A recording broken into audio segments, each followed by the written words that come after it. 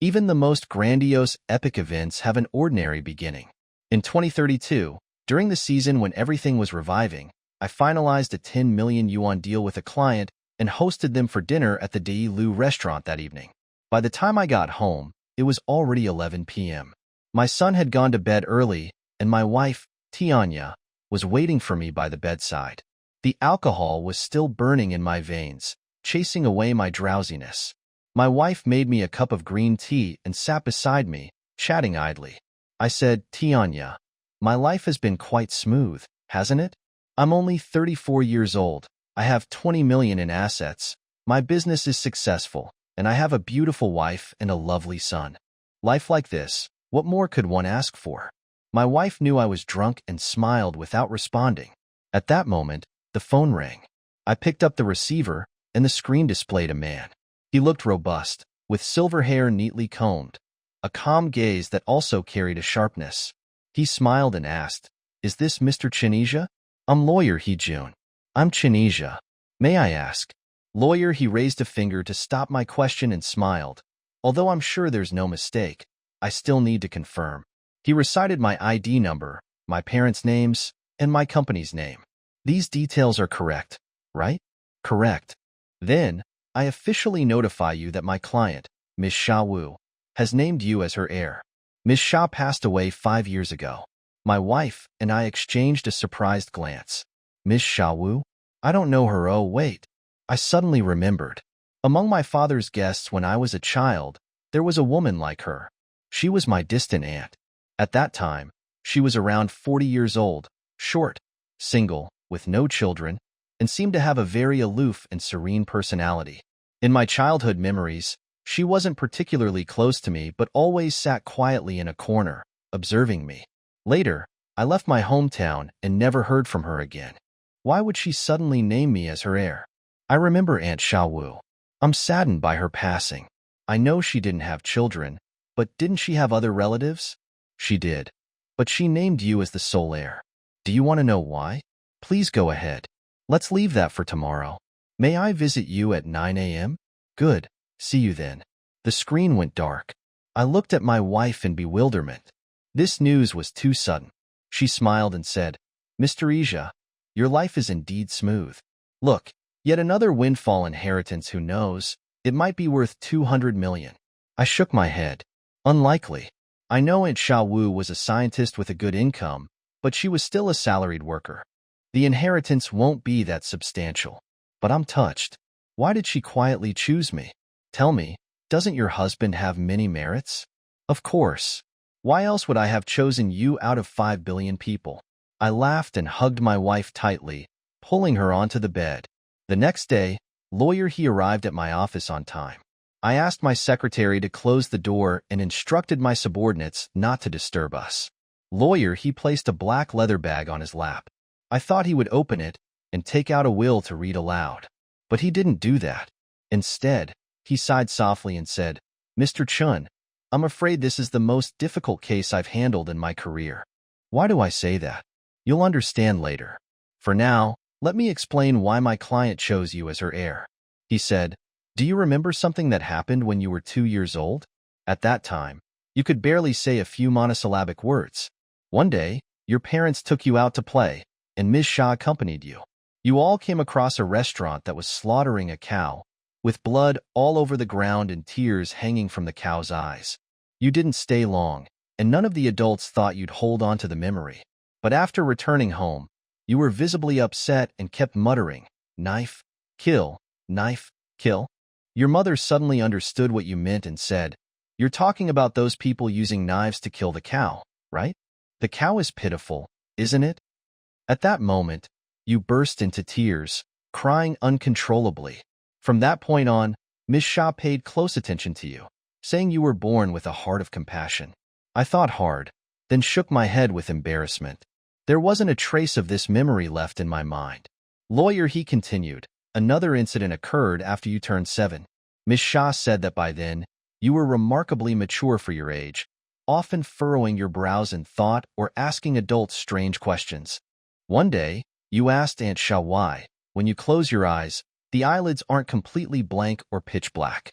Instead, There are countless tiny particles or gaps or something floating around, but you couldn't see them clearly. You would try to focus on them, but they would always drift out of view. You asked her, "What are those chaotic things? Is there an unseen world behind the visible one?" I nodded, feeling a warm yet slightly sour sensation in my heart. As a child, I had pursued this seemingly meaningless question for a long time, never finding an answer. Even now, when I close my eyes, I can still see the same chaotic dots on my eyelids. They truly exist, but they are always beyond the edge of my vision. Maybe they're just reflections of the eye's microstructures on the retina? Or could they be projections from another world, the microscopic world? Today, I no longer have the time to explore this question, but in my childhood, I indeed sought answers tirelessly. I didn't expect anyone to remember this trivial matter, and I felt a slight chill. How many pairs of eyes are silently watching you throughout your life? Lawyer, he stared deeply into my eyes and smiled. It seems you've recalled. Ms. Shah said that from that moment, she realized you were naturally gifted, born with a connection to science. I speculated that Aunt Shah's inheritance must be related to scientific research, perhaps an unfinished major project waiting for me to take on. I was touched but couldn't help but smile wryly. As a teenager, I indeed had a strong desire to explore the mysteries of the universe. The attraction of magnets to iron filings, or the movement of sunflowers following the sun fascinated me. I once dreamed of becoming a scientist who could uncover the secrets of the universe. But in the end, I became a businessman. One's fate is not entirely in one's own hands. Thank you for Aunt Shah's trust, but I'm just a businessman, and I've done well in the business world. I haven't received any higher education. Even if I had the gift, it's long since withered. No matter, he replied. She had great faith in you. She said, "Once you turn back, you will attain enlightenment." She emphasized, "Once you turn back, enlightenment is immediate." Those were Ms. Shah's exact words. I was both moved and amused. It seemed that Aunt Shah was insistent on me. She was just short of saying, "The sea of suffering is boundless. Turn back and find the shore." However, if inheriting her estate meant abandoning my successful business career, Aunt Shah would likely be disappointed. Nevertheless, I remained polite and waited for Lawyer He to continue. Being an experienced lawyer, he clearly understood my thoughts and smiled. "I've already mentioned that this is the most challenging case of my career. Please take your time to consider whether to accept the inheritance. You're free to refuse. I'm sorry, but I cannot disclose the contents of the will at this moment. According to my client's wishes, please take a look at this research notebook first. If you're not interested, we don't need to continue the discussion. Please take the time to read it thoroughly, as it's the testator's requirement." He carefully took out a thin notebook from his black briefcase and handed it to me solemnly before taking his leave with a smile. The cunning old lawyer had successfully piqued my curiosity. I hastily organized my day's work, took the notebook home, and went straight to my study. With no one at home, I closed the door and pulled out the notebook for a close examination. Its cover was black and worn, clearly an old object from decades ago. It lay quietly in my hands like an old man, accustomed to keeping secrets. What secrets could this notebook hold? I opened it with a sense of ceremony. No, there were no secrets, just ordinary research notes, insights, miscellaneous records, and some experiment logs.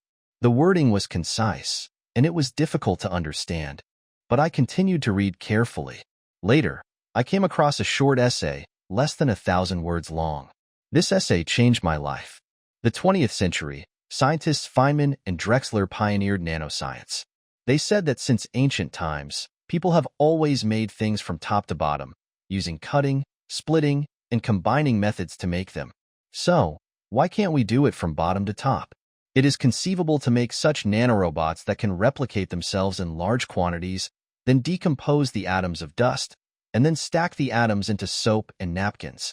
At this time, the boundaries between life and non-life, manufacturing and growth are blurred and interpenetrated.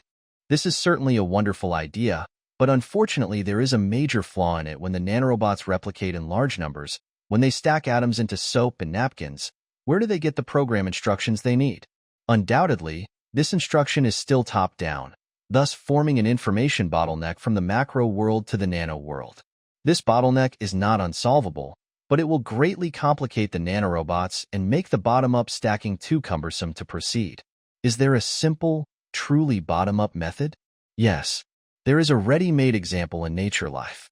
Even the simplest life, such as herpes, coli, nematodes, and mosquitoes, has extremely complex structures, far more complex than cars, televisions, and other machines.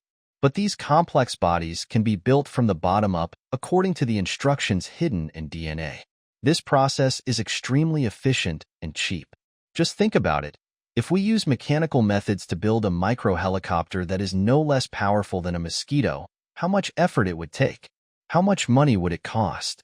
But the development of a mosquito only requires an egg and a pool of sewage. Due to the extreme complexity and sophistication of life, people often mystify it, believing that it can only be created by God, and that the construction process of life is a black box that humans can never decipher. In fact, this is not the case. As long as you use the scalpel of reductionism to analyze it, you will find that it is also a self-organizing process, nothing more. Everything in the universe is formed by self-organization, quarks formed by the Big Bang, stars produced in cosmic nebulae, the formation of the Earth's lithosphere, the crystallization of gypsum and sodium chloride, the condensation of hexagonal snowflakes, and so on. The four forces in the universe, strong force, weak force, electromagnetic force, and gravity, are universal adhesives that enable complex organizations to be built spontaneously. Life is also a kind of self-organization, but it is a high-level self-organization. The difference between the two is that the self-organization process of non-living matter does not require a template, or it also requires a template, but this template is very simple and can be found everywhere in the universe. Therefore, the sun and the stars 10 billion light-years away can have the same growth process. If snowflakes fall on the planets of the Barnard Galaxy, they can only be hexagonal, never pentagonal. The self-organization of living organisms requires complex templates, and they can only be produced by rare opportunities and billions of years of evolution. But no matter what, the construction of living organisms is essentially a physical process, which is driven by chemical bonds, essentially electromagnetic forces, to automatically stack atoms into atomic clusters, which deform, expand, and roll up until the life form is built. Want to build a micro-helicopter? If we find a template similar to mosquito eggs, of course, it doesn't need the blood-sucking function. Let it hatch and develop. How easy would this task be? However, protein-based life has fatal weaknesses. It is too fragile, not heat-resistant, not cold-resistant, not radiation-resistant, short-lived, low strength, etc. So, can we use metal atoms such as silicon, tin, sodium, iron, aluminum, mercury, etc., according to the construction principles of life, to build high-strength nanomachines or nanolife from the bottom up? After 30 years of exploration, I think I have created the simplest template for life in silicon tin sodium. Perhaps I do have a scientific bent, as I was immediately attracted by this simple article. It dissects the complex world and easily draws out a clear thread, especially the brief, plain announcement at the end. Even a layman in science can feel its weight. A template for silicon tin sodium life. A new life with high intensity that is completely different from existing life forms. It can be concluded that the inheritance I will receive must be related to it. I immediately called Attorney He and asked him directly, Attorney He, what does that sodium silicon tin life look like? Where is it now? Lawyer He laughed on the phone. Ms. Shah's estimate was absolutely correct. She said you would call. She also said that if you didn't call, the lawyer could stop working. She was right about you. Come, I'll take you to her private laboratory where that new type of life is. Ms. Shah's laboratory is located on a small hillside on the outskirts of the city. It is a small bungalow with 2 staff members working quietly inside. Lawyer He led me to visit the facilities in each room and patiently explained. He said that after being Ms. Shah's lawyer for 10 years, I have become half a nanoscientist. He led me to the core of the laboratory, the so-called furnace of life. It is surrounded by thick brick walls. When the solid insulation door is opened, the scorching air waves hit my face. Inside is a large melting pool of about 100 square meters, in which dark red metal liquid slowly surges. The heating device is not visible, probably hidden under the melting pool. Through the air above the melting pool that is distorted by the high heat, you can see a huge metal etching on the opposite wall. Of course, that is Ms. Sha Wu. She silently looked down at the scorching melting pool below, with a kind and desolate look, just like the ancient Nuwa looking at the little man she had just made of clay. Lawyer, he told me that this is a mixed melt of low melting point metals, tin, lead, sodium, mercury, etc., in which are scattered high melting point substances such as silicon, iron, chromium, manganese, and molybdenum. These high melting point substances are nanometer-sized and remain solid in the melt. Our amoeba, the new life that Ms. Shah mentioned, is composed of these nanometer-scale solid-phase atomic groups as the skeleton and some liquid-phase metals captured. The molten pool is kept at a range of 490 degrees Celsius plus or minus 85 degrees Celsius all year round, which is the most suitable living environment for amoeba. Now, take a look at their true appearance. He pressed a button, and an image appeared on the side wall. The image was probably taken using X-ray tomography technology. The picture passed through the liquid metal layer by layer and stopped on a tiny alien shape. From the color, it was almost indistinguishable from the surrounding liquid metal, but a closer look showed that it was surrounded by a thin film. It struggled to wriggle, slowly moving forward in the viscous metal liquid, its shape changing at any time, leaving a faint trail behind it, but the trail soon disappeared. This is the amoeba created by Ms. Shah, a nanomachine or nanolife. In the self-organizing activities at this scale, the concepts of machine and life can be combined into one. Lawyer, he said, its scale is several hundred nanometers, it can replicate itself, and it can metabolize with the outside world through its body membrane. However, it eats food only to provide materials for building its body, especially solid phase elements, not energy. It actually feeds on light, and there are countless photoelectric converters on its body membrane, which use electrical energy to drive the metal muscles in its body to move. I stared at the screen and murmured, "Incredible, truly incredible. Yes, it is completely different from life on Earth. Its death and reproduction are even more bizarre. An amoeba only lives for 12-16 days. During this period, they wriggle, eat, grow, and then curl up into a ball, hardening their shells. The material inside the hard shells explodes and reassembles into several small amoebas. As for how the life information is passed on to the offspring during the explosion and mess, Shah had not figured it out before she died. Do they reproduce quickly? No. When the amoeba in the molten metal reaches a certain density, it will automatically stop reproducing.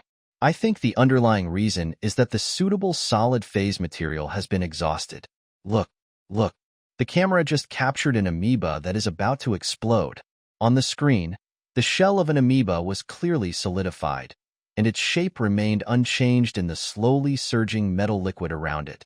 A moment later, a flash of lightning burst out from the shell, and the material inside the shell violently churned, then quickly calmed down and separated into 4 small groups. Then the hard shell broke, and 4 small amoebas twisted their bodies and slowly swam away in 4 directions. I was stunned, and there was a sound of Huang Zhong De Lu in my heart. It was a deep and vigorous sound of nature, the rhythm of the universe. I remember that many scientists have discussed the extreme environment of life, but who would have thought that in 500 degrees Celsius molten metal, there would be a kind of metallic life, a life that does not rely on water and air? How difficult is it to synthesize this kind of life template?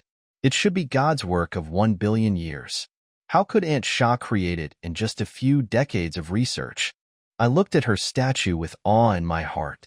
Lawyer, he closed the insulation door and led me back to the office.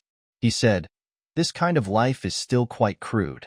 The efficiency of its photoelectric converter is not even as good as that of ordinary solar panels." Ms. Shah said that after generations of evolution, they will be as sophisticated as life on Earth, but that will definitely be hundreds of millions of years later. At least in the 5 years since I took over, these slow guys have not changed at all. I asked, "Is this a private laboratory? It doesn't get government support?" "Yes. As for the reason, I think you can guess. From a pragmatic point of view, This kind of research is probably worthless in tens of millions of years. When Ms. Shah started her research, she wanted to create some kind of nanorobot that could withstand high temperatures and have practical value. She created this little amoeba, but she never found a practical use for it. After Ms. Shah died, she entrusted me with her property to keep the furnace of life running, but the funds will soon run out. He looked at me. I looked at him. We both knew what this meant. What Ms. Shah left me was actually a negative asset. Once I took it over, I would have to invest a lot of money in this furnace until I ran out of money. Then what should I do? Look for another fool like me who is easily moved? But no matter what, I couldn't refuse. Although these lives were crude, they were separated from the material world after all. They were unique works of art. If they survived, they might be able to reproduce the splendor of life on Earth. How could I bear to let them die because of me? My childhood love for science suddenly revived, like a spring of water quietly melting the snow. I sighed. Lawyer He, please announce the will. Oh, no, lawyer He said with a smile. According to Ms. Shah's rules, there is a second procedure. Please read this letter first. He took out a sealed letter from his briefcase and handed it to me solemnly. I took it suspiciously and tore it open. There were 2 lines of simple handwriting on the letterhead, and the content was so shocking to my heirs. Real life cannot be kept in captivity, and there is a suitable place for it in the solar system, Mercury. I was stunned.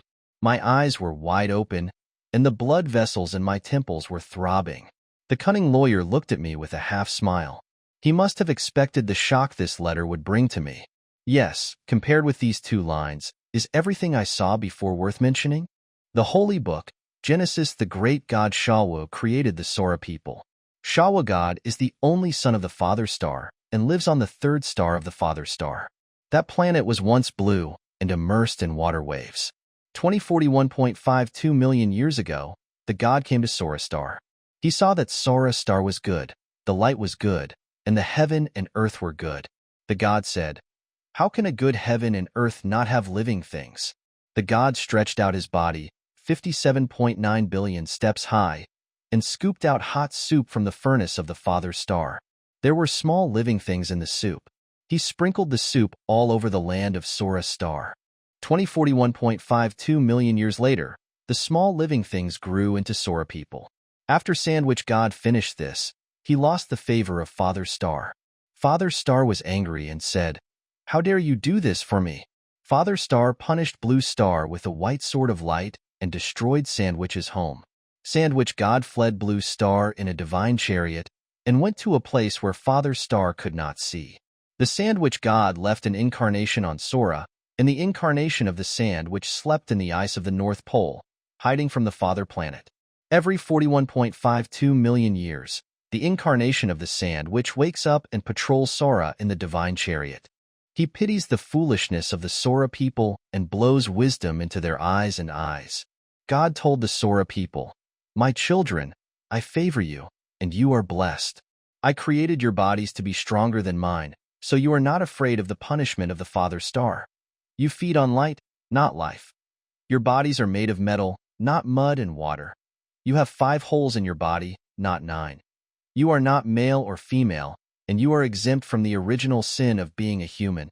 You are blessed." God told the Sora people, "I have hidden God's wisdom in the Holy Book. When will you be able to understand it? Those who understand the Holy Book will be able to find the Holy Palace in the polar ice. God will wake up and bring you the great grace of the Father Star." Mercury is the planet closest to the Sun, 0.387 Earth astronomical units away from the Sun, or 57.89 million kilometers. The sunlight pours down on Mercury fiercely, making it the hottest planet in the solar system.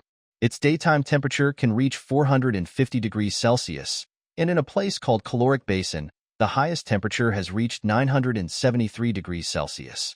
Due to the lack of atmosphere to keep warm, the temperature at night can drop to 173 degrees Celsius. There is actually ice on this planet which is so close to the Sun. It is distributed at the 2 poles of Mercury, and the temperature remains below 60 degrees Celsius all year round. Mercury's mass is 1/25 of Earth's, and its magnetic field strength is 1/100 of Earth's. Its orbital period is 87.96 days, That is, 1,000 Earth years equals 4,152 Mercury years. Mercury's rotation period is 58.646 days, which is 2/3 of its orbital period. This is because the gravity of the Sun slows down its rotation speed, causing a certain degree of gravitational locking. Mercury's topography is similar to that of the Moon, with dry rocky deserts everywhere and torus-shaped mountains formed by meteorite impacts. The caloric basin was formed by a large meteorite impact. There is a tongue-shaped cliff on the ground, extending for hundreds of kilometers. This terrain is formed by the contraction of Mercury's core. The high temperature of Mercury melts some low melting point metals, which gather in concave parts and rock cracks to form widely distributed metal lakes. Due to the lack of oxidizing gases on Mercury, they remain in a metallic state. When night falls, the metal liquid condenses into glassy crystals. When the sunlight returns with high temperatures after 58.6 Earth days, the metal lakes quickly thaw. Such a harsh natural environment is undoubtedly a forbidden zone for life, but is it really so? Crazy, I muttered nervously. It's really crazy. Only a madman would have such a crazy idea. Lawyer, he looked at me calmly. But the development of history often requires one or two lunatics. You admire Miss Shah? Maybe it's not worship, but I admire her. I laughed dryly and said, now I know the contents of this inheritance. It is a staggering negative inheritance. The heir will have to use his own property to maintain the operation of the life furnace. God knows how long it will last. Not only that, he will also have to find a place to release these metal lives and solve this problem once and for all. To do so will require at least hundreds of billions of yuan in 100 or 200 years. If anyone is willing to accept such an inheritance, others will definitely think he is crazy. Lawyer, he smiled and simply repeated, the world needs a few crazy people. Well, now please forget your identity as a lawyer and tell me, my friend, should I accept this property? Lawyer, he smiled. Of course you know my attitude. Why should I accept it? What benefits will it bring to me? It gives you a once-in-a-millennium opportunity to do something that has never been done before. You will become one of the first ancestors of life on Mercury, and they will remember you forever. I smiled bitterly and said, it will take at least 100 million years for the life on Mercury to evolve to the point where it will be grateful to me. This investment payback period is too long. Lawyer, he smiled but did not answer. Besides, it's not just a matter of money. To release life on Mercury, can the people on Earth accept it? After all, it will do no good to the people on Earth, and it might even create a new competitor for the humans on Earth. I believe in you and Ms. Shah's vision. You have the ability and perseverance to overcome all difficulties. I cried out as if stung by a scorpion. I will overcome? You have already decided that I will accept this inheritance? The cunning lawyer patted my shoulder and said, you will. You are already thinking about your future job. Can I read the will now? Or should you discuss it with your wife again? 6 days later, we had a small formal ceremony and my wife and I signed to accept the inheritance. I tormented myself for 6 days over this decision, feeling restless and sighing. I told myself that only a madman would voluntarily put on this shackle, but the siren's song kept tempting me, even if I plugged my ears. 4 billion years ago, the first self-replicating protein microcell was born in the ocean of the Earth. It was a crude and insignificant thing. If there really is a God, I am afraid he would not have expected that this little thing would evolve into the splendor of life on Earth. Now, due to accidental opportunities, a new type of life has been thrown under my wing. It was created by a goddess. Whether it can flourish on Mercury depends on my one thought. This responsibility is too heavy. I dare not accept it lightly, nor do I dare to give it up lightly. Even if I am willing to make such a sacrifice, what about my wife and children? I have no right to drag them into a lifelong hard labor. My wife kept smiling and said nothing about this until one night, when she said lightly, since you can't let it go, just accept it. She said it very casually, as if she had decided to go to the street to buy cabbage for 2 cents. I stared at my wife. Take it, do you know what this means? It means a lifetime of hard labor for both of us. However, what is the point of living a lifetime if you can't live according to your own wishes and interests?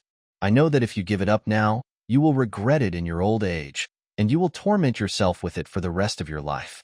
Okay, accept it. At that time, I looked at my wife's bright smile and tears came to my eyes. My wife still keeps a bright smile and accompanies me to accept Aunt Sha's inheritance. Lawyer, he is very serious today. His eyes are full of desolation. I jokingly thought that this old fox had set up an ambush step by step and finally tricked me into falling into his trap. Now he probably has a guilty conscience. 2 staff members of Shawu Laboratory stood behind Lawyer He with joy. There was another faceless participant in the room, Ms. Shawu. She was staying above the furnace of life, looking at us through the air trembling with high temperature and through the thick walls. I think her eyes must be full of relief. My specially invited journalist friend Ma Wanzhuang gnashed his teeth. Crazy. All crazy. He kept cursing in a low voice. A dead female lunatic, a young crazy couple, and an old lawyer pretending to be crazy. Ija Tianya, you will regret it soon. I smiled tolerantly and ignored him.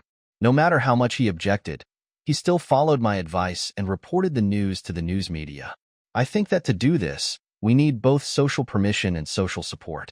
So, let's let this plan face the society as soon as possible. After Lao Ma leaked the report, I immediately received a call from a friend who said excitedly, I saw the report. Metal Life, released by Mercury, must be an April Fool's joke. I said, no, it wasn't. Actually, the report was originally scheduled to be published on April 1st, but I suddenly realized that April 1st was April Fool's Day in the West, so I notified the newspaper to postpone it for 4 days. It has just been postponed to April 5th, Qingming Festival, so this report must be nonsense. I smiled bitterly and slowly put down the phone. After that, the public opinion gradually became serious, of course. Most of them were against it. What a wild idea. The affairs of the Earth's human beings have not been completed yet. Why are we letting the life on Mercury go free? Some people are more tolerant, saying that as long as it does not hinder the interests of mankind, everyone can do what they want, as long as it does not cost taxpayers money. Amidst these debates, I calmed down and devoted myself to the work of taking over the laboratory. I used the careful calculations of a businessman to minimize the expenses of the laboratory. After calculation, my family property could keep it running for 30 years. This kind of life is very tenacious and can withstand high temperatures below 1000 degrees Celsius and low temperatures to absolute zero. When the temperature is below 320 degrees Celsius, they will enter dormancy.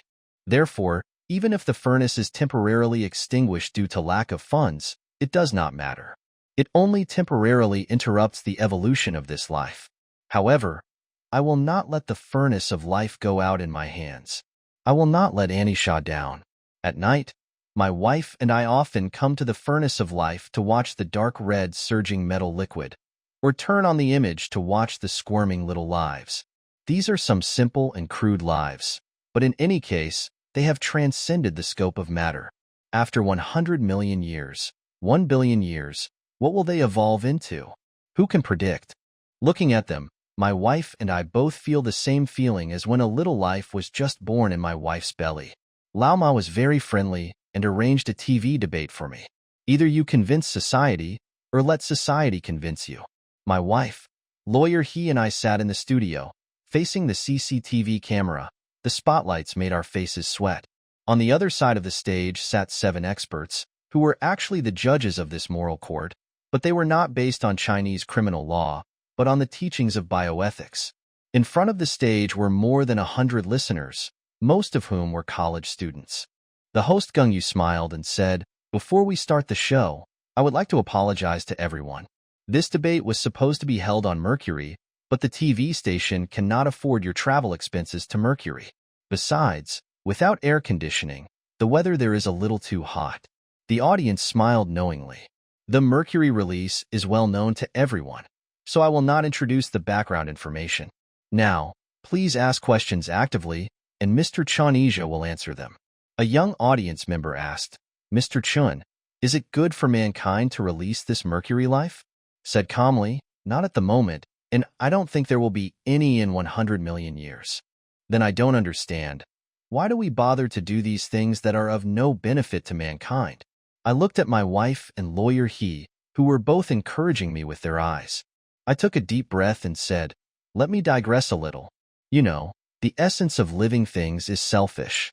Each individual must strive to get his share of limited environmental resources in order to preserve himself and continue his genes.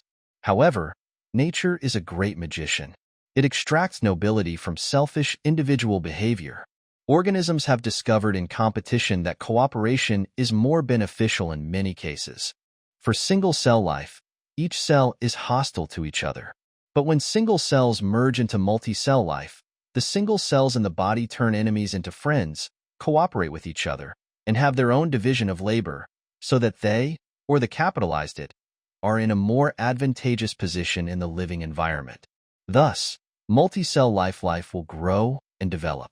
In short, in biological evolution, this trend of cooperation is ubiquitous and growing stronger. For example, the scope of human cooperation has been extended from individuals to families, tribes, countries, different races, and even wild animals other than humans. In these processes, life has gradually transcended its own interests and formed a community of interests that is getting larger and larger. I think the next step for humans to transcend will be the integration with extraterrestrial life. This is my motivation for spending all my family wealth to cultivate life on Mercury. I hope that a civilized creature will evolve there and become a brother of mankind. Otherwise, the people on Earth will be too lonely in the universe. I said, in fact, I didn't have these insights a month ago. It was Ms. Shah who influenced me. Standing in front of Professor Shah's furnace of life, looking at the little lives wriggling in the dark red surging metal liquid, I often feel like a parent. A middle-aged man said sarcastically, "This feeling is of course wonderful, but you should not breed potential competitors to humans for this feeling. I estimate that the evolution of life that survives in such high temperatures must be very fast. Maybe they will catch up with humans in 10 million years." I laughed. Don't forget, life on Earth was born 4 billion years ago. If you are worried that life on Earth cannot compete with the younger generation that started 4 billion years later, then you are too unconfident. Gung Yu said, "That's right. A 4 billion-year-old grandfather and a 10 million-year-old daughter. They can't wait to show their love to each other. So how can there be any competition?" The audience laughed, and a female audience member asked, "Mr. Chinesia, I am your supporter. How are you going to fulfill Ms. Shah's request?" I honestly admitted, "I don't know. At least I don't know yet. My family can keep the life furnace running for 30 years, but what about after 30 years? Also, how can I raise enough funds to release these lives on Mercury? I have no idea. In any case, I will do my best. If I can't finish it in this generation, I will leave it to the next generation." The hearing lasted nearly 2 hours. The 7 experts, or judges, remained silent the entire time. They listened attentively, occasionally writing down a few points on paper. Their expressions did not reveal their inclinations. Finally, Gung Yu walked to the center of the stage and said, "I think the questioning has been quite sufficient. Now, please let the experts express their opinions. Do you agree, oppose, or abstain from the release of Mercury?" 7 experts quickly wrote on the small blackboard and raised it at the same time. The blackboard was filled with the same words, "Abstain." The audience was in an uproar. Gung Yu scratched his head and said, "So unanimous. I doubt whether the 7 judges have telepathy. Mr. Zhang, please tell me why you hold this attitude." Who was sitting in the first seat, said briefly, "This matter is far beyond the times. We cannot use modern perspectives to judge future events. Therefore, abstention is the wisest choice. Buried in the Arctic ice of Saurastar is about to emerge. Through the thick, dark green polar ice, the faint light in the holy palace can be vaguely seen. The priest Hubaba entered a state of madness as if possessed by a god, emitting a strong emotional field, the flash hole on his chest flashing fiercely and reciting prayers from the Old and New Testaments of the Holy Book. The icebreaker was spinning, expanding forward step by step. Hubaba prostrated himself in the white ice chips and worshipped the incarnation of the sand which from afar, knocking his head and tail heavily on the ground, causing ice chips to fly everywhere. Scientist Talala stood behind him, watching calmly, while assistant Chikaka stood beside him, carrying 2 backpacks, which contained 4 energy boxes. This Holy Palace exploration operation was initiated by Talala, who is 150 years old and wants to find the Holy Palace mentioned repeatedly in the Holy Book before the explosion or confirm that it does not exist. He originally thought that the church would strongly oppose it, but he was wrong. The church's response was quite peaceful, even quite cooperative. They agreed to this investigation and only sent Pastor Hubaba to supervise it. Talala thought, maybe the church is convinced that the Holy Book is correct? The Holy Book says that the incarnation of the sand which sleeps in the polar ice of the North Pole. The Holy Book says that those who can understand the Holy Book can find the Holy Palace in the polar ice, awaken the great God, and receive great grace. For thousands of years, countless believers who believe that they can read the Holy Book have rushed to the North Pole to worship, but no one has returned alive. Now, the church may want to use the power of science to prove the correctness of the Holy Book. Thinking of this, Talala couldn't help but smile. In the past 500 years, the power of science has become increasingly powerful, almost able to compete with the church. For example, the devout Pastor Hubaba in front of him benefited from science. He also has an energy box on his tail, which was invented by science. Otherwise, he who feeds on light would not have been able to come to the lightless North Pole. On the way to the North Pole, Talala saw countless people who died suddenly. They were generations of devout believers who followed the teachings of the Holy Book and followed the holy rope that stretched from the altar to the North Pole to find the Holy Palace of the Sandwich God. As they gradually left the light of the Father Star, their energy gradually depleted, and they finally fell on the road. The church has always been very secretive about these people who died suddenly. Because these people did not find their death spouses before they died, and did not experience the explosion, their souls could not be reborn. This is the first major sin of the 3 sins of the Holy Commandments: no sudden death, no belief in false gods, and no touching the altar and the holy rope. But these people are respectable martyrs. Should the church curse them or praise them? Talala decided that when he returned from the North Pole, he would collect these people who had died suddenly, match them up as death mates, and let them explode under the light. Talala didn't believe in the reincarnation of the soul, but he couldn't just let these people lie exposed in the wilderness forever. The icebreaker was still turning. Now it was certain that the Holy Palace was ahead, because 40 holy ropes were exposed in the ice, gathered together here and extended to the Holy Palace. A strong white light shot out from the Holy Palace, making the ice shine brightly. Pastor Hubaba asked the workers to stop, and he led everyone to worship for the last time, praying with fear and trepidation. Only Talala and Chikaka did not kneel in the crowd. The pastor glared at them angrily and cursed in his heart, "You pagans who do not respect the Sandwich God, God's punishment will soon befall you." Chikaka didn't dare look directly at the priest, nor did he dare look directly at his mentor. His emotional field was trembling, and his 2 eyes flickered slightly, as if he was asking his mentor, or as if he was talking to himself, could it be that the incarnation of the Sandwich really existed? Could it be that what the Holy Book said was really the truth? Because the Holy Palace mentioned in the Holy Book was right in front of him. When Talala saw his assistant wavering, he pretended not to notice and turned away desolately. He always knew that Chikaka was not a strong atheist and often hesitated between science and religion.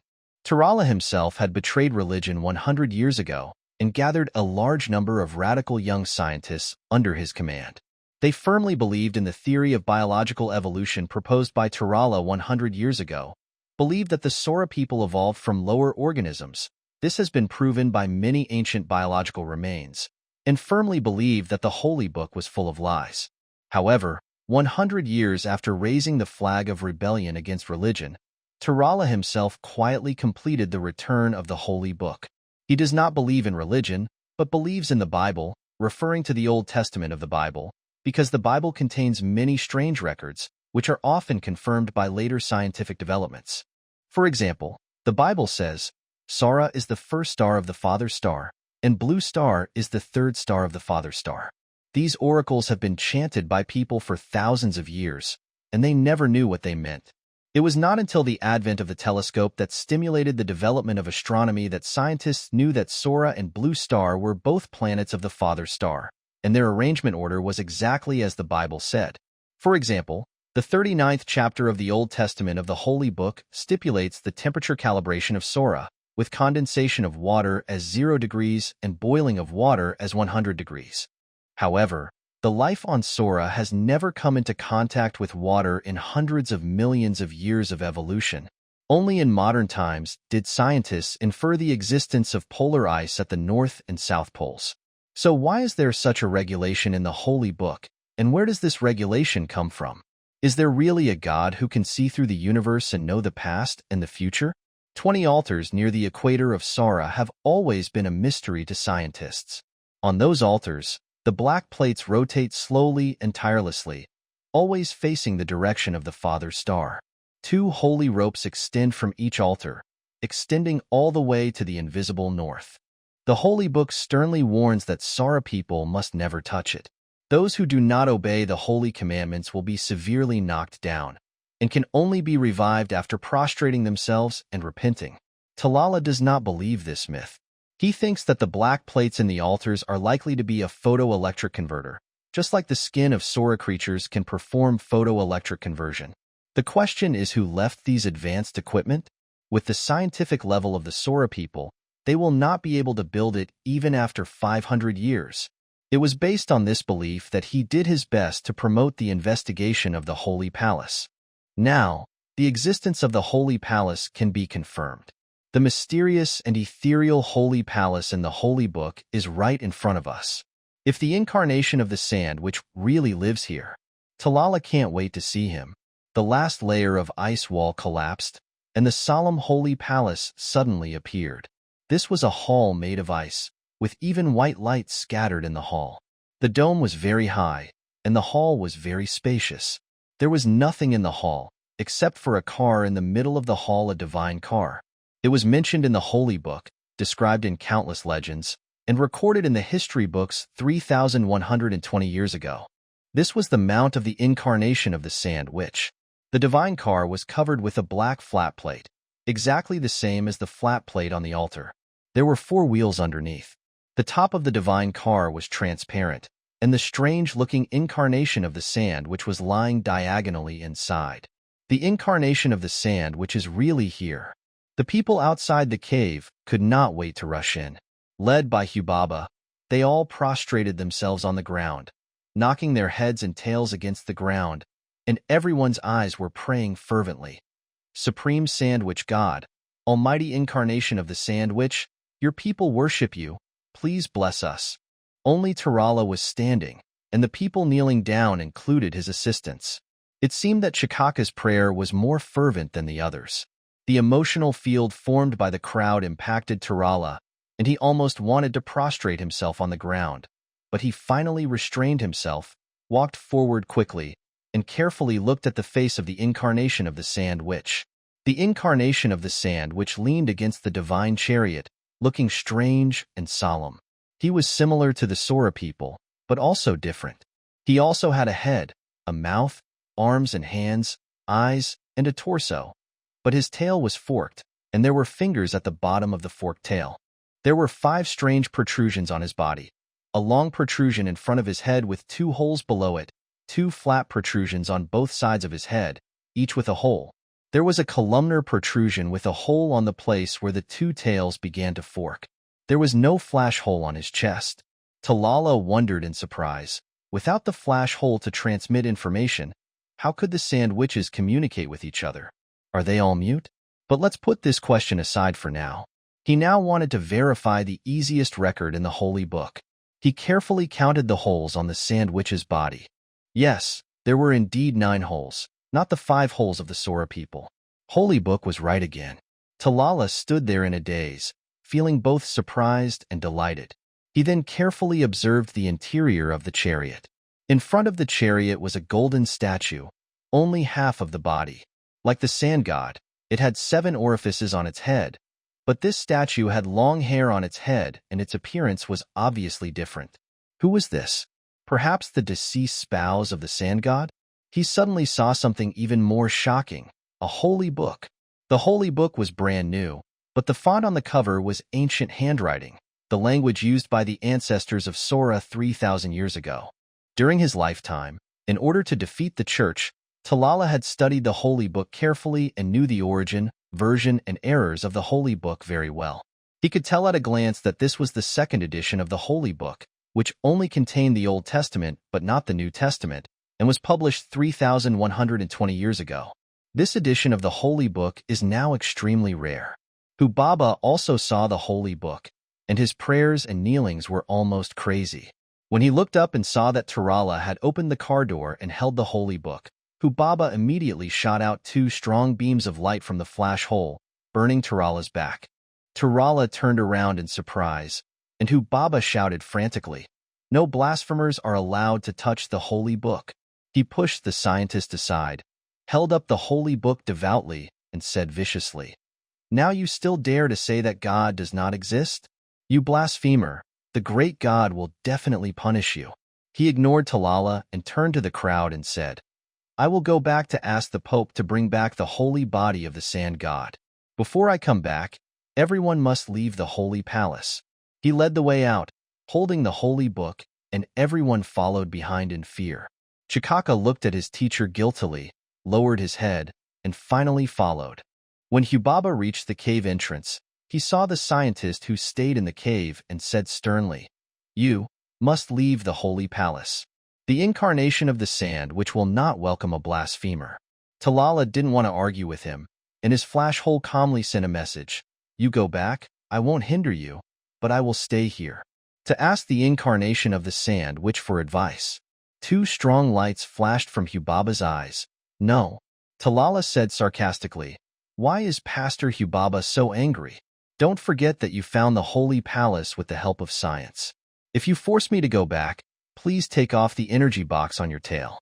It is also a blasphemous thing. The Holy Book never mentions it." The priest was stunned. He thought that what Talala said was right. This energy box had never been mentioned in any chapter of the Holy Book, or even in religious legends. It was invented by blasphemers, but it was very useful. In this lightless polar region, without the energy box, he would soon die of exhaustion, and it would be a sudden death without reincarnation. He did not dare to take off the energy box, so he turned around furiously and crawled away angrily. The night after the TV debate, attorney he had dinner at my house. During the dinner, he told me, "Ija, you have actually won. In this case, legally, inaction is tacit consent and support.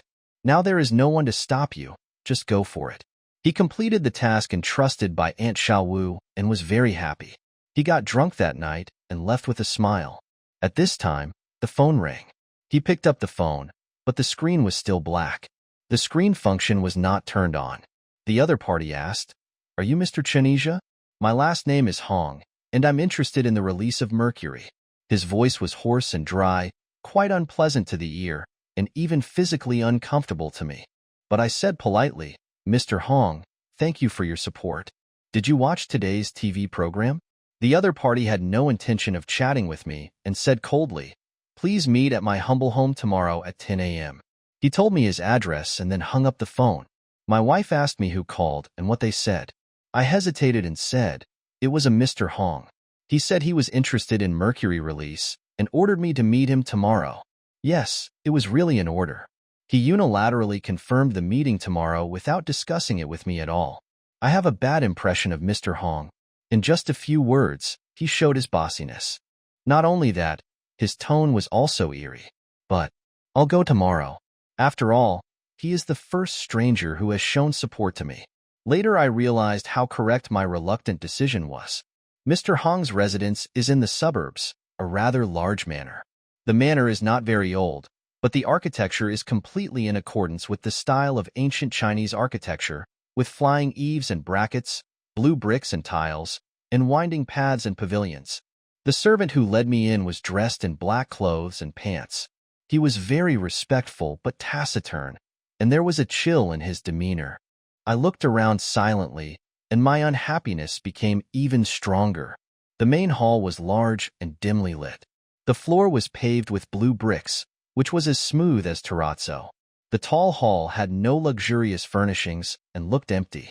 A wheelchair for the disabled was parked in the middle of the hall, and a short man in his 50s was leaning on it. He was severely disabled, with a hunchback and pigeon chest, and his head was shrunk into his neck. His facial features were so ugly that people dared not look directly at him. His legs and feet were also born deformed, thin and weak, and he was dragged in a wheelchair. The servant who led me into the house quietly withdrew, and I thought, this disabled person is Mr. Hong. I walked over and held out my hand to the host. He looked at me and showed no intention of shaking hands with me, so I had to withdraw my hand in embarrassment. He said, "I'm sorry, I'm a disabled person and have difficulty walking, so I have to trouble you to come." His words were very polite, but his tone was still very cold. His face was like a stone, without a trace of smile. In front of him, in this dark building, I felt like I was suffocating, but I still said enthusiastically, "No, this is what I should do." "Mr. Hong, what else do you want to know about the release of mercury?" "No need," he said simply. "I already know everything. You just need to tell me how much money it will take to do this."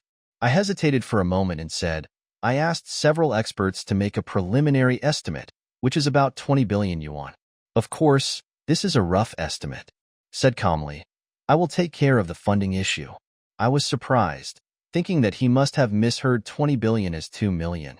Of course, even if it was 2 million, he was quite generous. In order not to hurt his self-esteem, I said tactfully, "Thank you so much. Thank you for your generosity. Of course, I don't expect all the funding problems to be solved at once. 20 billion is an astronomical figure, not a small number like 2 million. He said calmly. "I heard it right, 20 billion, not 2 million. My family assets are not enough, but I think that the funds don't have to be in place all at once. If they are gradually in place within 10 years, then, plus the appreciation in 10 years, my family assets will be enough." I suddenly realized the identity of this person, billionaire Hong Qian. This is a very mysterious person. I have heard that he is severely disabled and extremely ugly, so he never appears in any media. Only 7 or 8 of his confidants can see him. His reputation is not very good. It is said that he has a great business mind, courage, and determination, and he has run his business empire prosperously. But his methods are cruel and ruthless, and he often puts his opponents to death. It is also said that because of his ugly appearance, he did not get the love of women when he was young, which gave rise to a revenge mentality. A few years ago, he had posted a marriage announcement. The applicant must meet at his home at night and leave the next morning. This strange rule will inevitably make people have ambiguous guesses. Later, it was heard that all the women who applied received a large amount of grants, which made those ambiguous guesses more reasonable. However, these guesses may have wronged him. Among the women who applied, there was a young and beautiful female lawyer, probably named Een. She went to apply because she admired Hong Qian's talent rather than his wealth. It is said that after she went there, the master stayed with her all night without saying a word or physically abusing her. At dawn, he gave her a grant and asked her to go home. Lawyer Een threw the money in his face. However, this move led to their friendship. Although they did not become husband and wife, they became a pair of close friends who were not bound by rules. Although he was a billionaire, this generosity of giving away everything he had made me suspicious, and the negative stories about him added to my suspicion. Maybe he had some personal agenda? Maybe he was angry at the entire human race because of his unfair fate, and wanted to use Mercury's release to exact his revenge? Although a sum of $20 billion was a rare opportunity, I still decided to ask him if he had any additional conditions. Mr. Hong's sharp eyes saw through my thoughts in front of him. "I often felt naked, which made me very annoyed," he said calmly. "There is one condition on my grant." I thought, he has come. So I asked cautiously, "What are the conditions?" "I want to be a member of the crew of the release ship." "So that's it. It's just such a simple request." I couldn't help but look at his legs, and suddenly I felt a strong sympathy in my heart, and all the unhappiness I had towards him in the past was swept away. A severely disabled person spent 20 billion to buy the freedom to fly out of the earth. This price is too high. This also shows from the opposite side how cruel this crippled body is to him. I said softly, "Of course, as long as your body can withstand space travel. Please rest assured, this broken machine of mine is still very durable. How long will it take to release Mercury?" I have consulted many experts, and they all said that traveling to Mercury is not too difficult technically and can be realized in 15-20 years as long as there is sufficient funding. Said calmly, funding is not a problem. Please speed up the process and try to achieve it within 15 years. What do you want to name this spacecraft? Please name it. You have the right to do so, since you have so generously funded this cause. Mr. Hong did not refuse, then call her auntie. It's a very gross name, isn't it? I thought about it for a while and understood the deep meaning of this name. It means that humans are the elders of Mercury life, not the parents, and it also implies the meaning of commemorating Aunt Sha. I said, okay, let's use this name. He took out a checkbook from the bag of the wheelchair, filled it with 50 million, and handed it to me after endorsing it. This is the first startup capital. Set up a foundation as soon as possible and start working. By the way, please remember one thing. There is a space reserved for me on the spacecraft for a car, which is the size of a stretched Lincoln. I will find someone else to develop a car suitable for the road surface on Mercury. He said with a little sadness, there is no way. I can't walk on Mercury. Said softly, okay, I will do it. But, I hesitated. Can I ask you something? I want to ask. Why did you spend all your money to raise Mercury life? Is it just to visit Mercury? Said calmly. I think this is a very interesting thing. I only do things that interest me in my life. He bowed slightly to indicate the end of the conversation. From then on, Mr. Hong's funds continued to flow in. The fire of passion was fueled by money, which resulted in amazing work efficiency. By the end of that year, there were already 15,000 people working on the Annie spacecraft. The ethical opposition to the Mercury release in society has never stopped, but it has never formed a resistance for us. Mr. Hong never asked about our work. However, I would take time to report to him every month on my work progress. After the spacecraft plan was completed, I would also ask him to review it. Mr. Hong often listened to it without saying a word and asked briefly, very good. What are the financial requirements?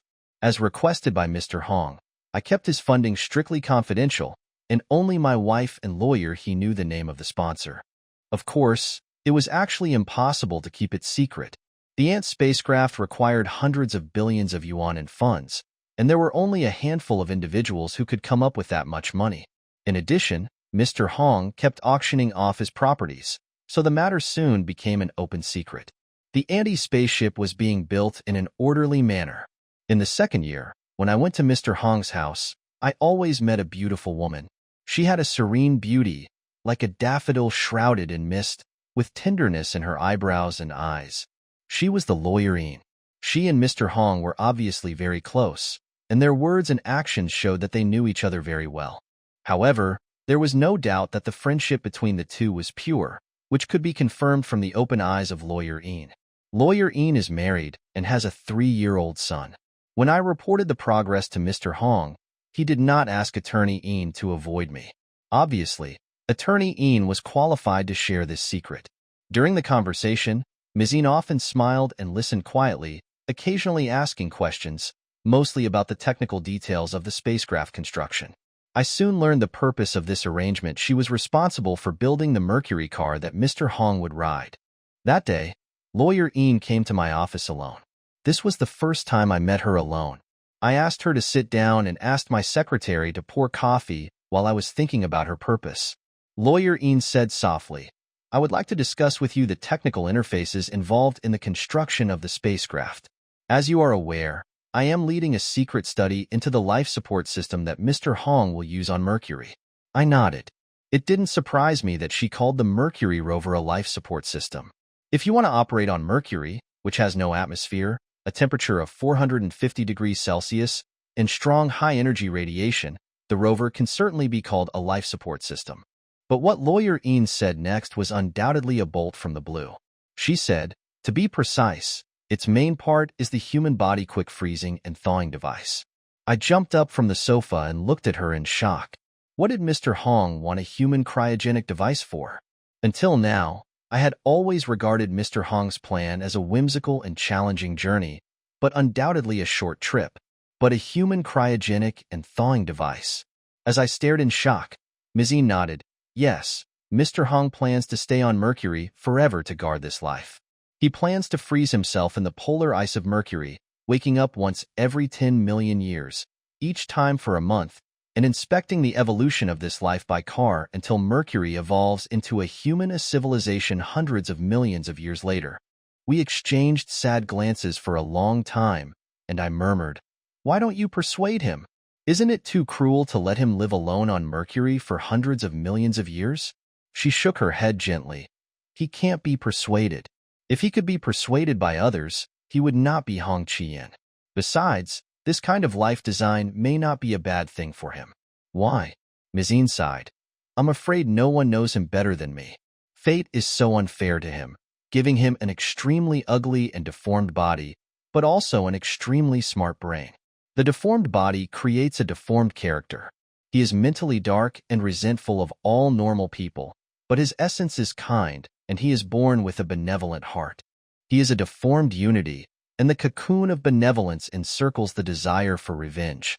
His felling in the business war and his teasing of applicants when seeking marriage are all reflections of this contradictory mentality.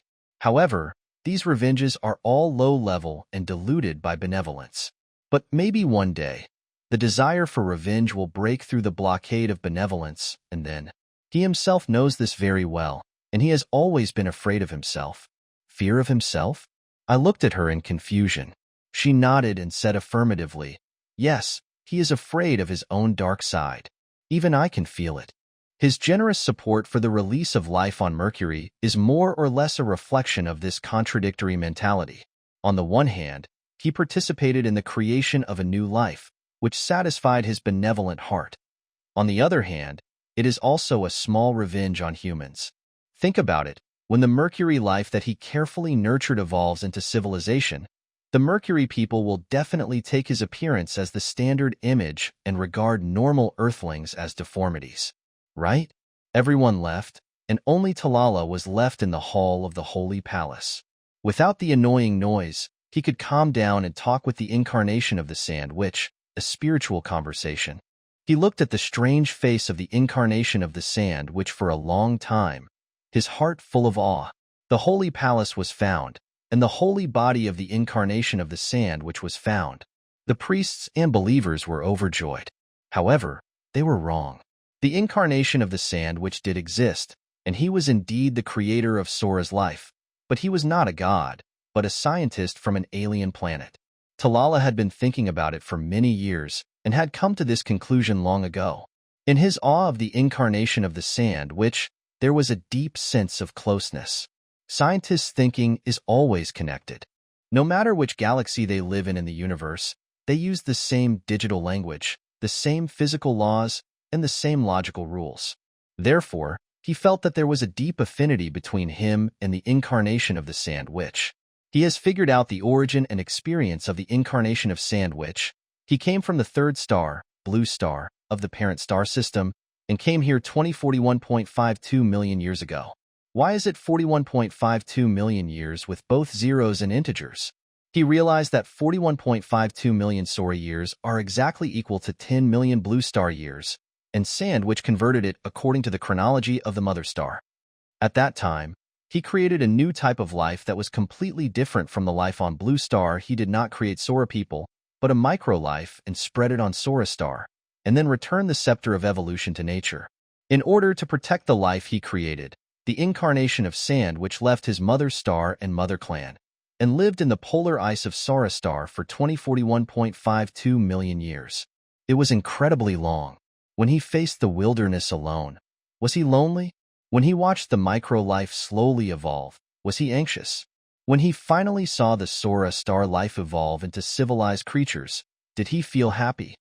3,000-year-old holy book in his chariot, he woke up about 3,000 years ago, and he must have discovered that the Sora people had binary language and writing. But the Sora people at that time were still very ignorant, and their minds were numbed by religion.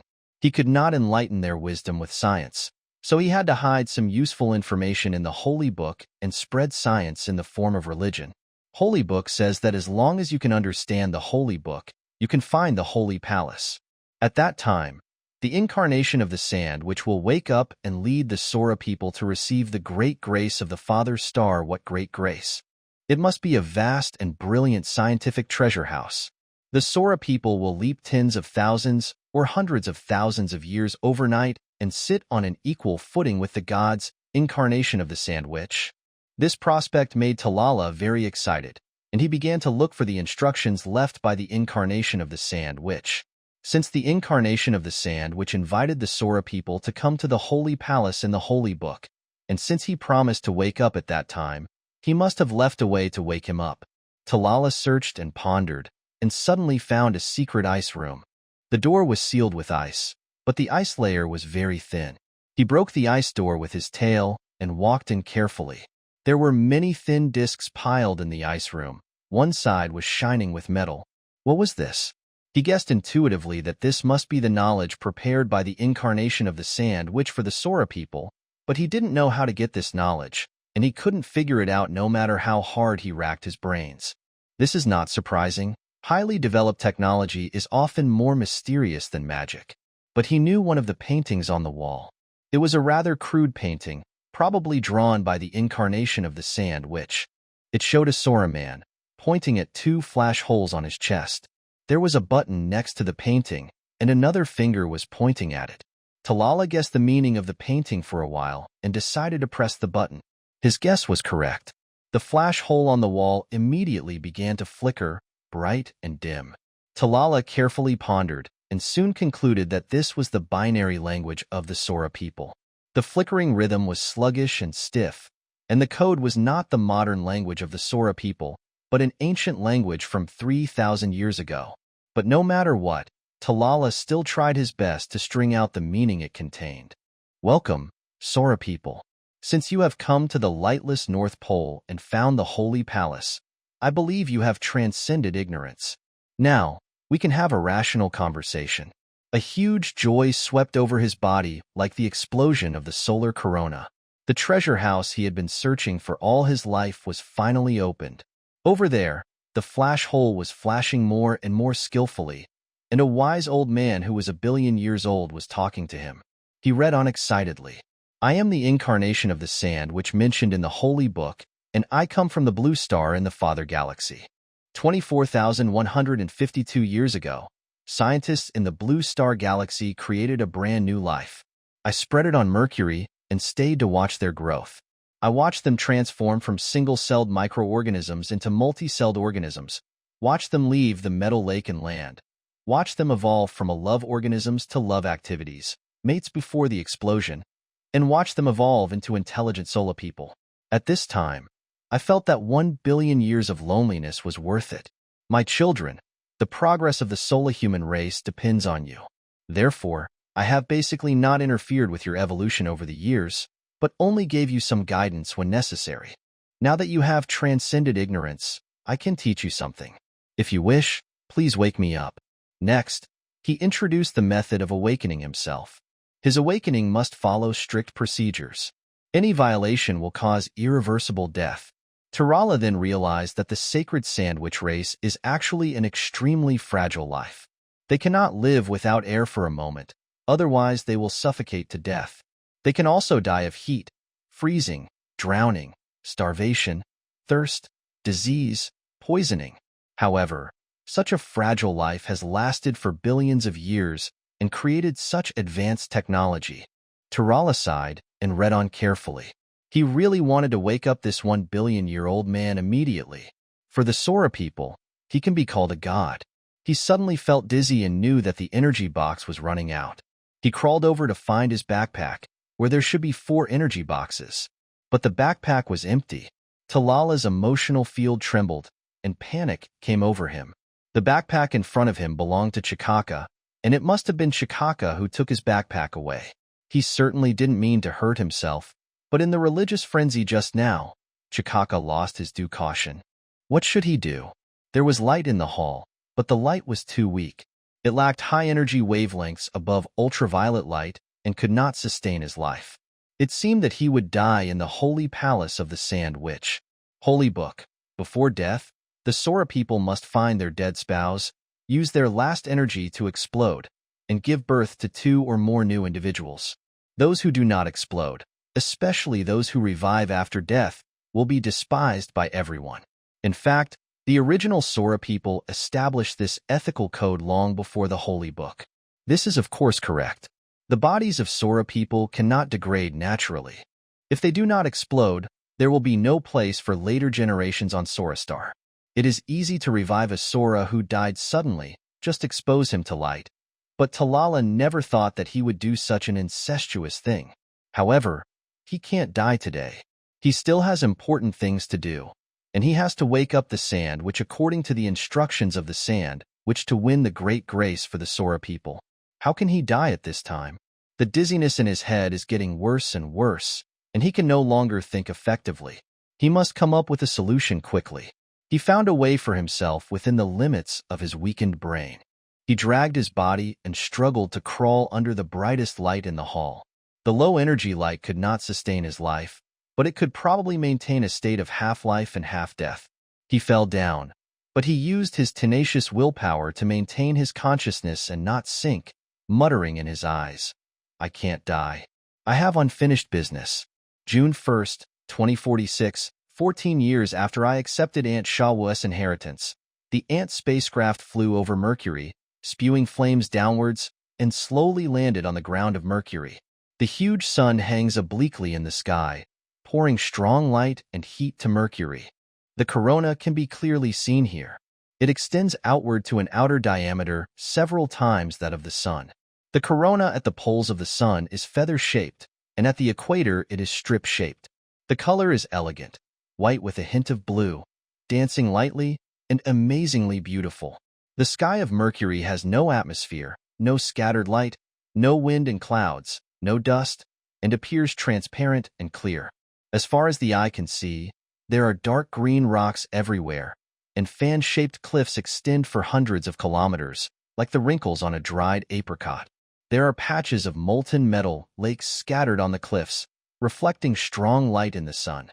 Looking back, the Earth hanging on the horizon is clearly visible. It is crystal blue and beautiful like a fairy tale. This desolate and beautiful planet will be the habitat of metal amoebas for generations to come.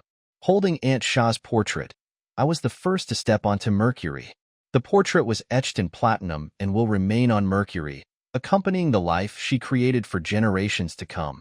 The crane in the cabin slowly lowered the rope and placed Mr. Hong's Mercury car on the ground. The strong sunlight shone on the dark light energy panel, quickly providing enough energy for the Mercury car. Mr. Hong took the steering wheel and parked the car on the side of the spacecraft. His hair had turned gray, and his face was still as cold as usual, but I could see the excitement in his heart. Hong Chien was a secret passenger on the spacecraft. Before takeoff, he had died of a sudden heart attack and failed to be rescued at the age of 64. We issued an obituary and held a grand funeral. People from all walks of life expressed their condolences. Although he was a weirdo, and although the Mercury release action he supported was not recognized by all mankind, his generosity and dedication are admirable after all. Now, the Ant spacecraft that he supported with all his strength is about to take off, but he unfortunately passed away at this moment. What a tragedy! At that time, Mr. Hong and his Mercury car had been secretly transported to the spacecraft. Mr. Hong said, "That's great. It will make Earth society forget about me completely, and I can focus on doing my job on Mercury." Under the command of the spacecraft captain, Major General Lu Ming, 2 crew members carried a green refrigerator down the gangway. Inside were 20 condensed metal rods, which were taken out of Aunt Sha Wu's furnace of life, and contained the seeds of life. The spacecraft landed in the caloric basin, and the thermometer showed that the temperature outside the cabin was 720 degrees Celsius at the moment. The solar air conditioner in the spacesuit was humming, using the light energy sent by the sun to resist the heat sent by the sun. If there was no air conditioning, not to mention the astronauts, even the 20 metal rods would melt in an instant. 5 crew members came down and started working immediately. We planned to complete all the work in one Mercury day, then leave Mr. Hong behind and the rest of us return to Earth.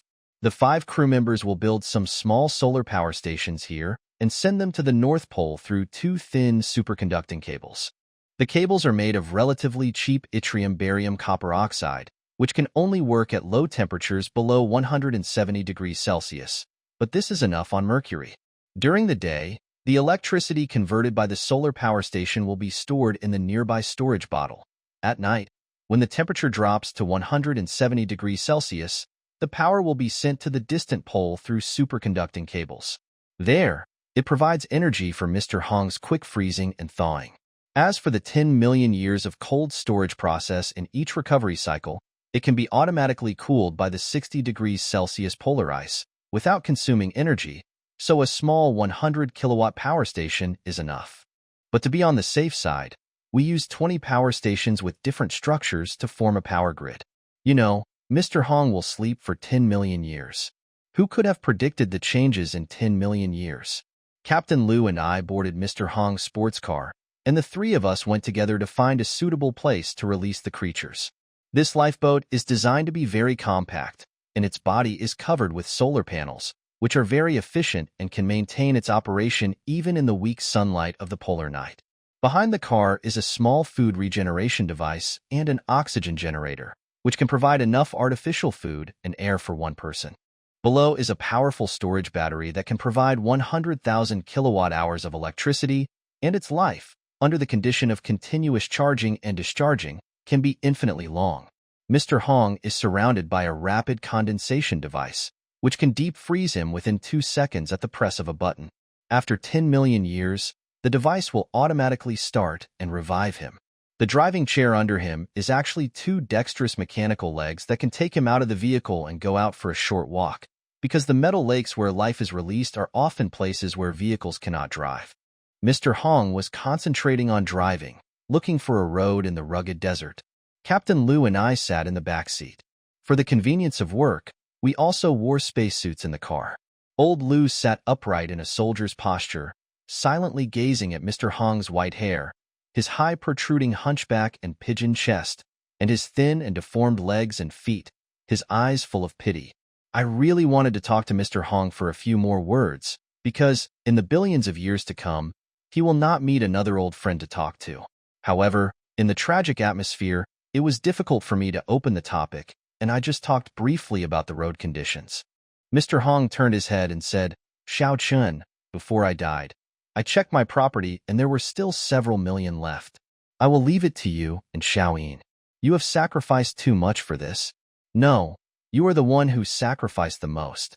Mr. Hong, you are a great man with benevolent love. The great person is Ms. Xia. She and you have given me a brand new life in my later years. Thank you." I whispered, "No, I should thank you." The car passed a metal lake, and the molten metal emitted a white-hot glow. Using a photometer, it was 620 degrees Celsius, which was a bit high for those little lives.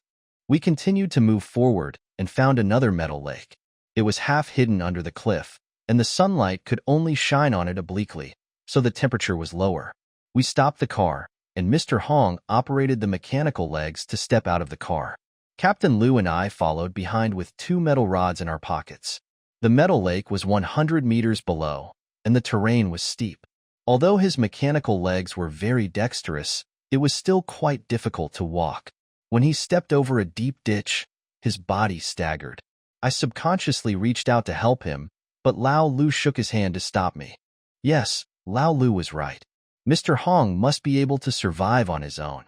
No one will help him in the billions of years to come. If he falls, he can only stand up with his crippled legs, otherwise. My nose started to ache and I quickly put the thought aside. We finally reached the lake, and the dark red metal liquid was very calm. We measured the temperature to be 423 degrees Celsius, and the solution contained tin, lead, sodium, mercury, and some solid manganese, molybdenum, and chromium particles, which was an ideal breeding ground for amoeba. We took the metal rods out of our pockets and handed them to Mr. Hong, who held them in the gloves of his space suit and waited. The slanting sunlight quickly melted them into small orb, which rolled into the lake and merged with the lake surface. After a while, Mr. Hong inserted a probe into the metal liquid and turned on the pocket screen, which showed a magnified image. The probe found an amoeba, which had woken up, lazily twisting, deforming, and moving. The movements were very Schumann and very comfortable, as if this was its old home where it had lived for a long time. Smiled at each other with relief. We found 10 suitable metal lakes in total, and put 20 strains in them. Who knows what will happen in these 10 unconnected oases of life? Maybe they will die quickly, and when Hong Qian recovers from freezing, he will only see a desert of life. Maybe they will survive and evolve rapidly in the high temperature of Mercury, leaving the lake, landing on land, and eventually evolving into intelligent life. At that time, Mr. Hong may be integrated into them and no longer lonely. The sun was moving slowly, and we were heading for the dim North Pole. The work there had been done. A large hole had been dug in the dark green polar ice, and a lighting fixture had been installed. 40 superconducting cables were pulled into the hole, gathered on a connector board, and then connected to the Mercury rover's interface. The ice cave was filled with canned food that would last Mr. Hong 30 years, in case the food regeneration device failed. But we were not sure whether the food that had been stored for tens of millions of years, even at a low temperature of 60 degrees Celsius, was still edible. We helped Mr. Hong out and held a dinner party in the ice cave. This was the last dinner, and Mr. Hong would have to endure loneliness for billions of years. During the meal, Mr. Hong remained silent and calm. Several young crew members looked at him with awe, as if they were looking up to God. This look distanced him from the others, so although Lao Lu and I tried our best, we were unable to liven up the atmosphere. We finished our meal in a solemn atmosphere. Mr. Hong took off his spacesuit and returned to the car naked. The golden statue of Ms. Xia was placed on the front window. I leaned over and asked, "Mr. Hong, do you have anything else to say? Please connect to Earth. I want to speak to Lawyer Yin." The call was connected. He said briefly into the microphone in the car, "Xiao Yin, thank you. I will always remember the days you spent with me." His words turned into radio waves, leaving Mercury and flying towards the Earth 100 million kilometers away. He stopped talking and waited quietly. 10 minutes later, there was an echo. We all heard it in the headphones. Mizine cried out, "Qi Yin, goodbye. I love you." Mr. Hong smiled calmly and waved goodbye to us. In an instant, his smile made his ugly face become radiant. He pressed a button, and immediately the cold mist surrounded his naked body. His smile slowly solidified. 2 seconds later, he was in deep freeze. We checked the life support system for the last time, bowed to him one by one, and then quietly exited the ice cave and returned to the spacecraft. 5 Earth days later, the Ant spacecraft left Mercury and began a year-long return journey. However, everyone feels that we have left part of our lives on this planet. After an unknown amount of time, Talala vaguely felt that the crowd had returned and there was a commotion in the hall of the Holy Palace. He tried to call Chikaka and Hubaba, but no one paid attention to him. Perhaps he did not call out loud. He was just calling out in his heart. The noisy crowd gradually left, and the vibration in the hall subsided. He thought sadly and vaguely, "Am I really going to die in the Holy Palace?"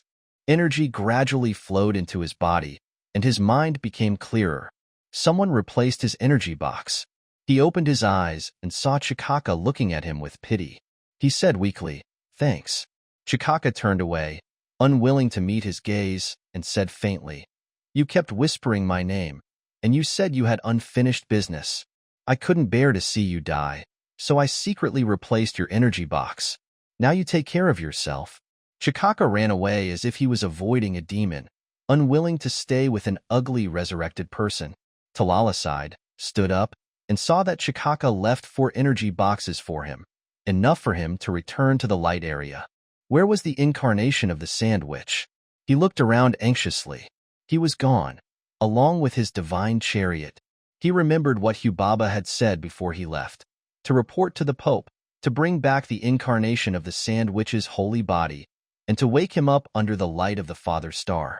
A wave of burning electric waves drowned Talala. He knew that the Sand Witch's body was actually very fragile, and those ignorant believers might kill him. He was the benefactor of the Sora people. He had to stop it quickly. At this time, he found sadly that after a long period of semi-death, the metallic luster on his body had dimmed. This was a sign of sudden death, an inevitable punishment from heaven. If he didn't explode quickly, he would live in the contempt and hatred of the people. But he couldn't care about that at the moment. He took the energy box and immediately rushed back to the Gaduri Basin. That was the hottest place on Sora Star. and all the solemn sacraments were held there. He climbed out of the lightless area and saw countless people who had died suddenly lying on the road. He thought apologetically that he was afraid that he was no longer able to fulfill his promise and restrain them. After entering the light area, he saw the Sola people rushing forward in groups, their eyes flashing excitedly. The resurrection ceremony of the incarnation of the sand, which is about to be held. Talala wanted to ask for details, but the crowd immediately discovered his shame mark, angrily cursed him, and hit him with their tails. Talala had to avoid him sadly. A Sola star day passed, and he arrived at the center of the Gaduri Basin at noon. The scene before him stunned him. Thousands of Sola people gathered densely around the altar.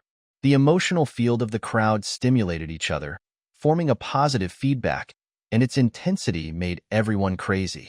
Even Talala was almost assimilated. He suppressed his religious impulse with tenacious willpower. Fortunately, the crazy crowd didn't pay much attention to his shame mark. He squeezed in among the crowd and moved closer to the altar. The sacred car was parked there, with the door closed. The holy body in the form of a sand which was inside, still with its eyes tightly closed. The crowd knelt before him, and their heads and tails violently hit the ground.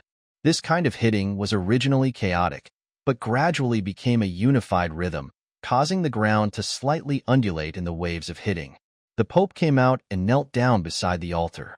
The believers' kneeling and prayers reached a climax. At this time, a senior deacon came forward and asked everyone to be quiet. "This is Chikaka. It seems that the Pope is very fond of this man who betrayed science and devoted himself to religion. His status is now higher than Hubaba." Chikaka waited for everyone to calm down and announced loudly, "I am following the Pope's order to go to the North Pole to find the Holy Palace in the polar ice and welcome the holy body of the incarnation of the Sand Witch.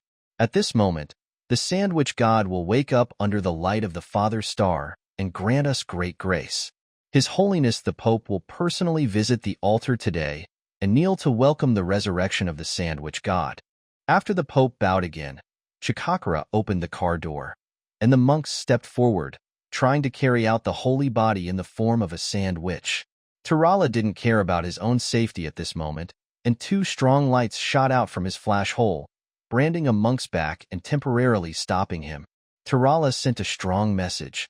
"We can't carry him out, it will kill him." He thought quickly and added a deterrent sentence. "The Sand Witch God told me personally that you can't do anything blasphemous." People were stunned. Even the Pope was speechless for a moment.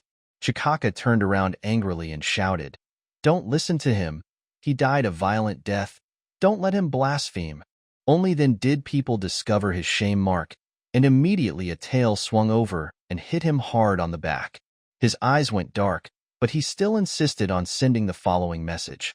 "You can't let the incarnation of sand which be exposed to the Father Star. You will kill him." After several more furious blows, he collapsed to the ground. Someone was still hitting him hard. Chikaka glared at Talala fiercely and raised his hand to ask everyone to calm down. The ceremony of welcoming the holy body began. For monks carefully carried the incarnation of the sand witch out of the car. The emotional field of everyone burst out violently, stimulated, and strengthened. Thousands of eyes simultaneously praised the great virtue and power of the Sand Witch God. This kind of emotional field is extremely exclusive. Only Tirala's emotions are heretical. He had a splitting headache, as if his nerves were pricked by thousands of needles. He struggled to stand up and looked inside through the gap between people. The holy body of the incarnation of the sand which had been placed on a high altar. The Pope led Chikaka and Hubaba to kneel on the ground and worship. Tirala's nerves were tense. He thought something terrible was about to happen. The incarnation of the sand which sat on the altar with his eyes still closed. Under the strong radiation of the Father Star and the high temperature of 720 degrees, his body quickly began to blacken. The water in his body evaporated violently and rose upwards, creating a distorted, transparent area near him. Then his body began to smoke, a faint gray smoke. Then, the scorched body burst apart piece by piece, leaving only a charred skeleton. The Pope and the believers were all stunned. What was going on? The metal bodies of the Sora people were never afraid of the exposure of the Father Star. Those bodies that were not destroyed by the explosion could be preserved for tens of millions of years. But why was the holy body of the incarnation of the sand which destroyed by the Father Star? People thought of what Talala had just said. Don't let him be exposed to the Father Star. You will kill him. They began to feel fear. Fear field of tens of millions of people gathered together, slowly strengthening, slowly gathering momentum, looking for a way to release the flood. The Pope and Chikaka were no less frightened than everyone else who would dare to bear the crime of destroying the Holy Eucharist. If someone raised his hand, the believers would tear the sinner to pieces, and even the Pope could not escape. Time stood still in fear. The emotional field of fear and anger continued to intensify. Suddenly, Chikaka stood up as if receiving a divine oracle, pointed at the skeleton and announced, "It was the Father Star that punished him." He once fled to the polar ice to avoid the Father Star, but the Father Star did not forgive him. Fear field disappeared in an instant, and the believers' nerves relaxed at once. Yes, the Holy Book said that the incarnation of the sand which lost the favor of the Father Star and hid in the polar ice to escape the punishment of the Father Star. Now everyone has seen with their own eyes that it was the light of the Father Star that destroyed him.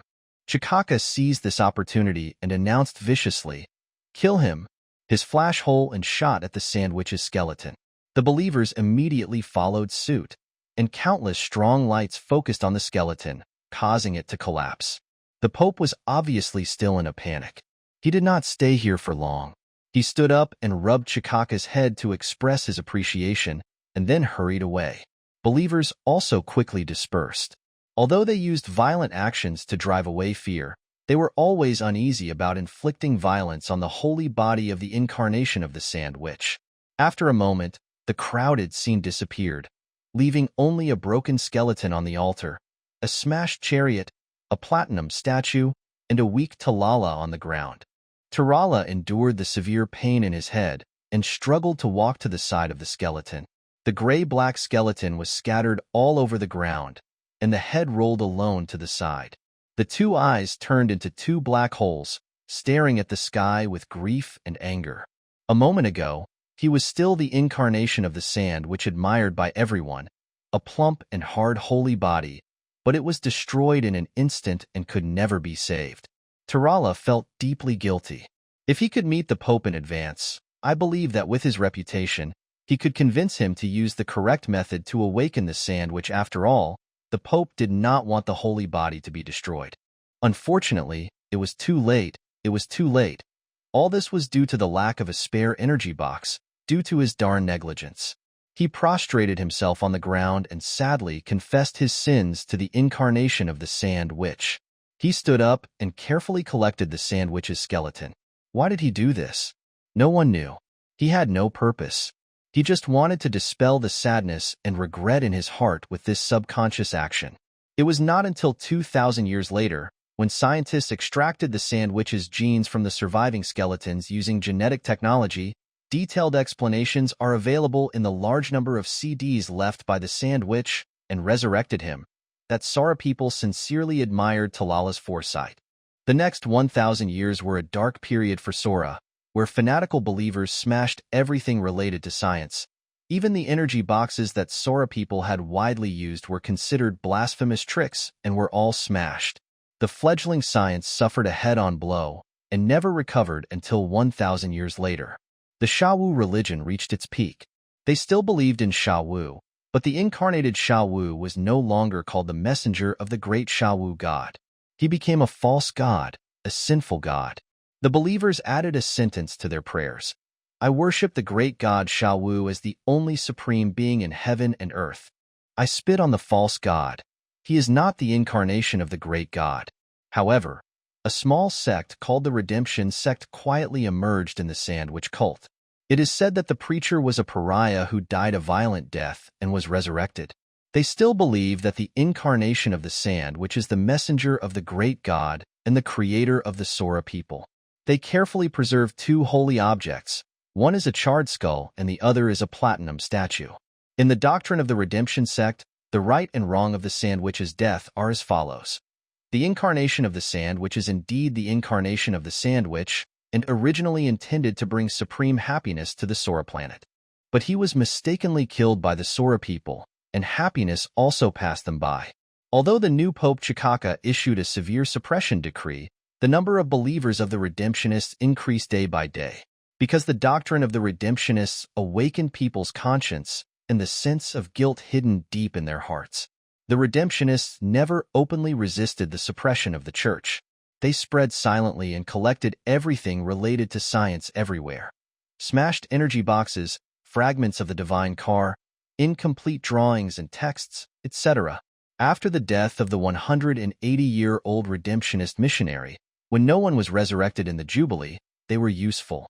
The Atonementists only respect the Old Testament of the Bible and reject the New Testament. They added a prayer to the Old Testament, the avatar of the sand which overstepped his authority and created the Sora people, and the Father Star punished him. The Sora people killed the incarnation of the sand which, have you obtained authorization from the Father Star? Sora people, you have killed your own fathers, and you are guilty. You will bear the original sin from generation to generation until the incarnation of the sand which is resurrected.